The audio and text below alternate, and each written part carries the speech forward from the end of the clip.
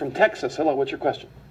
Yeah, Marcus, I love the show. I'd like to ask Mr. Vaughn, what are the major differences or difference between the Catholic Church and the Episcopalian Church? I know that may be a broad question, but maybe he could concisely answer that.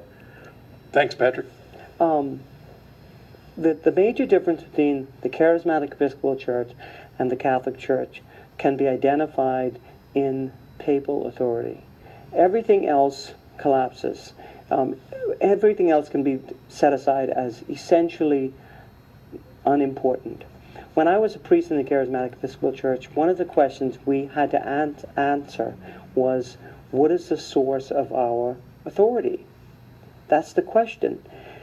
Well, and it was a burdensome question for us. The answer that the CEC eventually gave to that question was, the source of our authority is the sacred scripture and the sacred tradition. A kind of orthodox, Eastern Orthodox approach. In other words, the sacred scripture, the sacred tradition, devoid of the presence of a living magisterium. In other words, it's the sacred scripture, the sacred tradition, without a papal mandate. And I think the reason is very simple. It is very easy to bow the knee to an idea. It is quite a different thing to bow the knee to a person.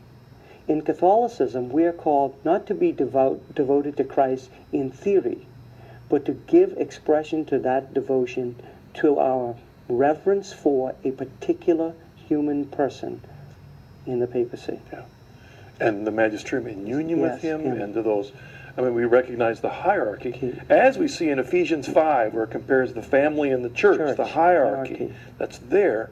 We recognize ourselves in obedience to those that Christ has placed as leaders above us. I know in my own life, I told you about this when my dad asked the question about my own conversion, could I bow the knee to a man? And the answer would have always remained no, until I realized that I wasn't being asked to bow my knee to a man, but I was being asked to bow my knee to Christ in the person of that man. Right. That's right. Let's say that we have in our audience people who are now where you were. They're either Plymouth Brethren or Charismatic Episcopalian from the Charismatic CEC Church. What would you like to say to them to encourage them to make the same journey home that you've made? When I was a boy, my dad said what I'm about to say in many, many ways. He would say, Vaughn, when you're asking questions about the truth, never ask the price you're going to have to pay for it. Just ask the question of the truth and be willing to pay whatever price you may to embrace it and to keep it. He said, if you ever ask the question about the price, you will never latch on to the truth.